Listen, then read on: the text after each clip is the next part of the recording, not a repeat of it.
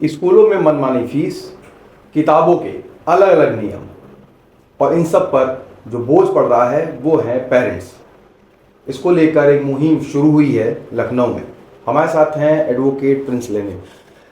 Lenin भाई, ये बताइए कि अभी कुछ दिन पहले एक वाकया हुआ है आप ही के साथ। पहले वो घटना को बताइए कि कॉपी किताब का क्या मसला था।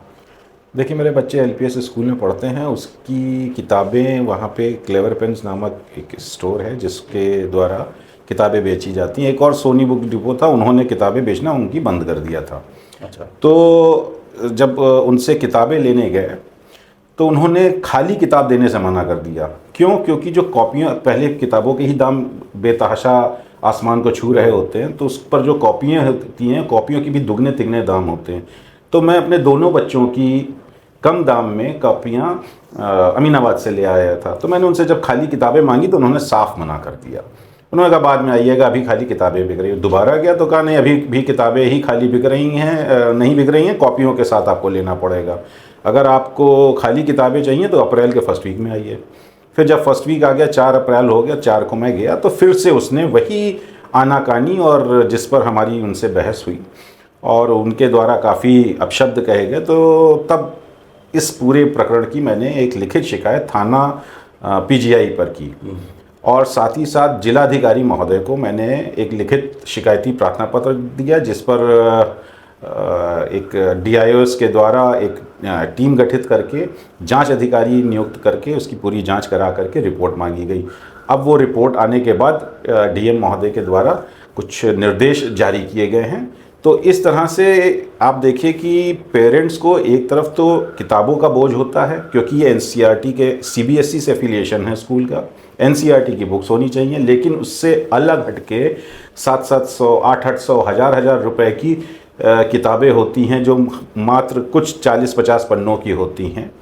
तो पहले तो उसी में लूट हो जाती है। उसके बाद आप कॉपियाँ, स्टेशनरी, पेन, पेंसिल, जो लिखा है उसी हिसाब से उन्हीं के, आप किसी चीज़ की एमआरपी तक नहीं मिला सकते हैं कि उन्होंने जो गट्ठर में बिल का जो पैसा जोड़ा है वो सही है या गलत है, या उतने ही की ही किताब अंदर है कि नहीं है। आप उनको पूरा पैसा दीजिए और गट्ठर लेके घर जाइए, उसके बाद जो भी हो वो आपकी सरदर्द है। तो जब मैंने इसका विरोध किया और जाहिर तौर पर मुझे कठिनाइयों का सामना करना पड़ा। कई दिन तक मेरे बच्चों के पास किताबें नहीं रही हैं। अभी कुछ देर पहले तक मुझे जाकर के किताबें कहीं ना कहीं से इकट्ठा हो रही हैं, क्योंकि मैं उस स्टोर से किताब, अब क्योंकि इतनी बात आगे बढ़ चुकी है इसलिए उनसे किताब लेने का कोई औचित्य नहीं है।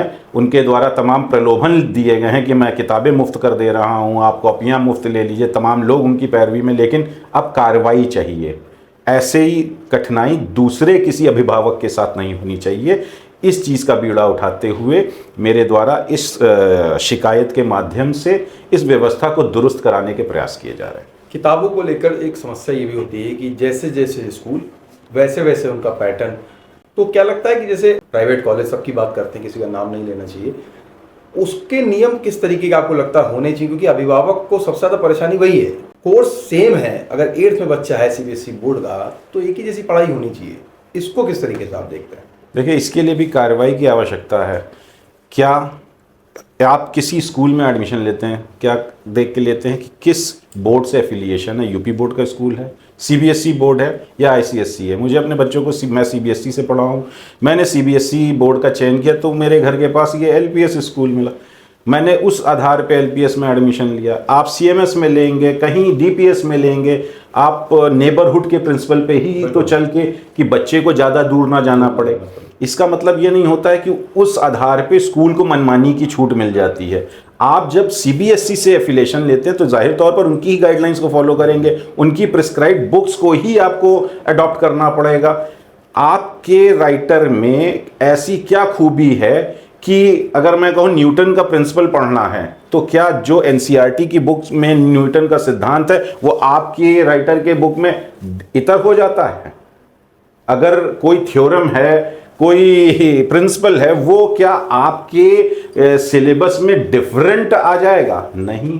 ना आप साइंस बदल पाएंगे, ना आप फिजिक्स के प्रिंसिपल्स बदल पाएंगे, ना आप अलजेब्रा की थ्योरम्स बदल पाएंगे। सिर्फ प्रैक्टिस के एग्जाम्पल्स ही तो बदलते हैं।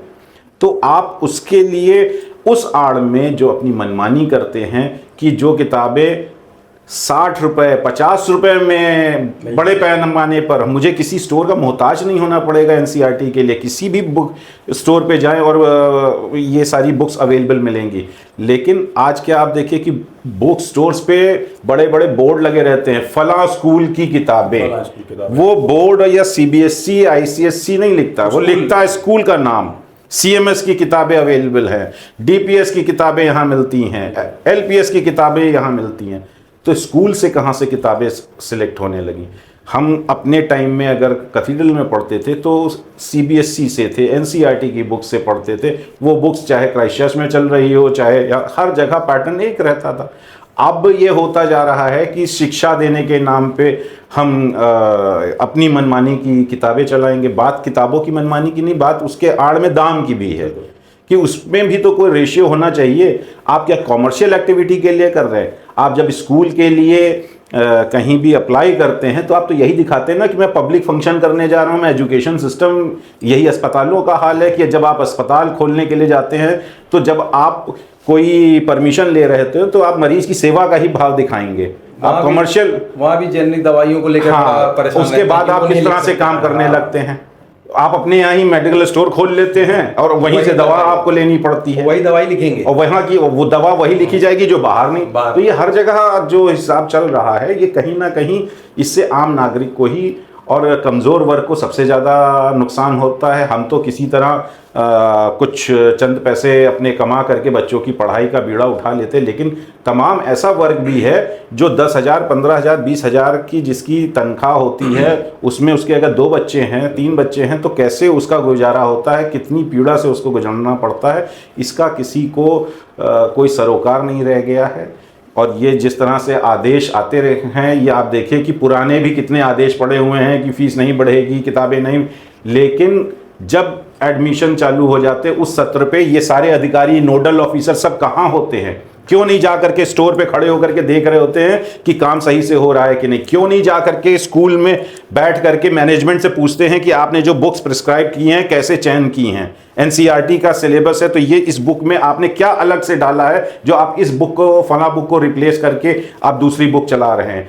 एक ही साल के भीतर आप बुक बदल देते हैं, आप कवर बदल करके, 2 पन्ने बदल करके आप पूरी किताब खरीदने को मजबूर करते हैं। क्यों? क्योंकि ऐसा होता है कि तमाम अभ्यर्थी, तमाम जो बच्चे हैं एक दूसरे से बुक्स ले लेते हैं, तो इनको ये है कि नहीं हमारी हर बार बुक्स बिकनी चाहिए। अक्सर होता है कि यूनिफॉर्म्स आप देखिए, यूनिफॉर्म के आप शर्ट पे प्रिंटेड है, स्कूल का नाम अब प्रिंट होके आने लगा है, बटन तक पे नाम गुदे हुए हैं, जूते के फीते पे भी आप देख लें कि उनका जूते का पट्टा भी, हम लोग के टाइम में खाली काला जूता और सफेद जूता एक होता था, इससे इतना कुछ नहीं था, नेवी ब्लू कोट बस। और अब क्या है, टैग ऊपर से अलग से लगाने का आता था। बस एक होता कि जिस स्कूल का है वो उसका टैग आपको लग जाएगा।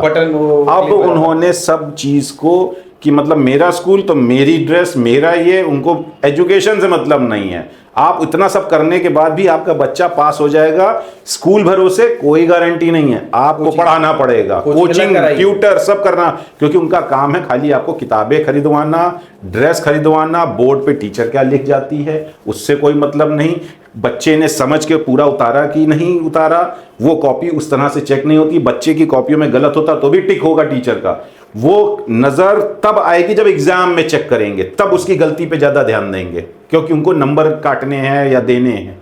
जिस समय बच्चे ने होमवर्क किया है उस टाइम उसकी गलती पे उस तरह की ऑब्जर्वेशन नहीं आती है। आप किसी भी स्कूल को देख लीजिए, और उसके लिए भी क्योंकि टीचर्स पे भी आप लोड डालते जा रहे हैं, आप टीचर से भी 10 तरह के काम कराते हैं अपार्ट फ्रॉम एजुकेशनल एक्टिविटीज़, आप अपने स्कूल के मैनेजमेंट के कामों में उनको लिप्त रखते।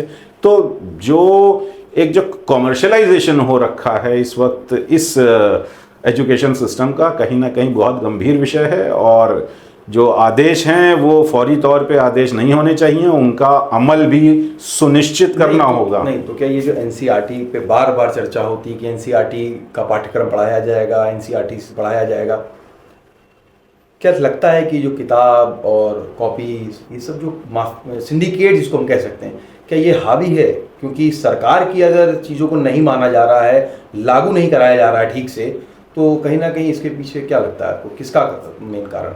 देखिए, जहां अपराध रोकने की बात होती है, कोई अपराधी अपराध करके जाता है तो सरकार कैसे रोकती है? कोई महिला के साथ बलात्कार करके जा रहा होता है या लड़की छेड़ के जा रहा होता है तो उसके साथ कैसे कार्रवाई होती है? सरकार की इच्छा शक्ति पे निर्भर करता है। तो इस जगह पे सरकार की इच्छा शक्ति क्यों नहीं आ रही है? क्यों तमाम अभिभावकों की आवाज़ों को, उनकी परेशानियों को अनसुना किया जा रहा है? अगर डीएम के द्वारा ये आदेश पारित किया गया है, नोडल ऑफिसर बनाए गए हैं, तो उन नोडल ऑफिसरों से मेरा आग्रह है कि जा कर के स्कूल में मैनेजमेंट को सामने बुला करके, बैठा करके उनके कोर्स बुक्स पे डिस्कशन करें कि कैसे ये 1000 रुपए की किताब जायज़ है, क्योंकि उस स्कूल में पढ़ने वाला हर बच्चा अधिकारी का या बड़े बिजनेसमैन का नहीं है। हर व्यक्ति अपने बच्चे को अच्छी शिक्षा देने के लिए इन स्कूलों की तरफ जाता है।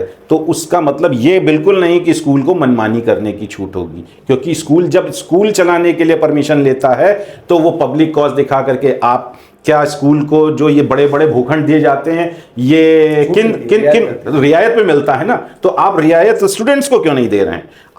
आप अपनी दान दक्षिणा दिखाने के लिए बड़े बड़े आयोजनों में करोड़ों दान करेंगे, उतने करोड़ का आप अपना रिबेट, अगर उतना पैसा आप छोड़ दें, किताबों पे लगा दें, तो ये सारी चीज़ें, दिक्कतें अपने आप खत्म हो जाएंगी। स्ट्रक्चर का भी बड़ा एक सवाल आता है कई बार कि हर स्कूल की अपनी फीस है, अपनी मनमानी है। उस पर भी मुझे लगता है कि सरकार को कहीं ना कहीं एक कड़े आदेश करने चाहिए।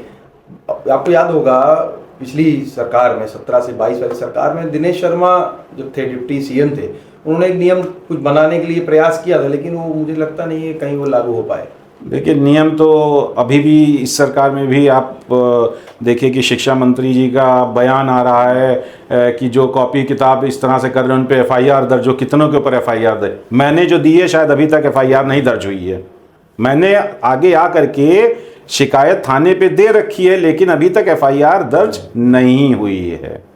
तो जो व्यवस्था और इच्छा शक्ति कहने में और करने में, जो आप कह रहे हैं उसको अगर आप इम्प्लीमेंट नहीं करेंगे, उसको ज़मीनी स्तर पे उसका क्रियान्वयन नहीं करेंगे, तो व्यवस्था ऐसी ही बदहाल बनी रहेगी। चलिए, शुक्रिया। तो आपने सुना एडवोकेट प्रिंस लेनिन को, जिनका मानना है कि ये जो बुक्स और कॉपी और खासकर फीस को लेकर जो स्कूलों की व्यवस्था है वो कहीं ना कहीं अभिभावक के कंधों पर बोझ डालते हैं, और बच्चों के लिए भी अच्छे स्कूल में पढ़ना बहुत ही ज़रूरी है। जितेश संवाद।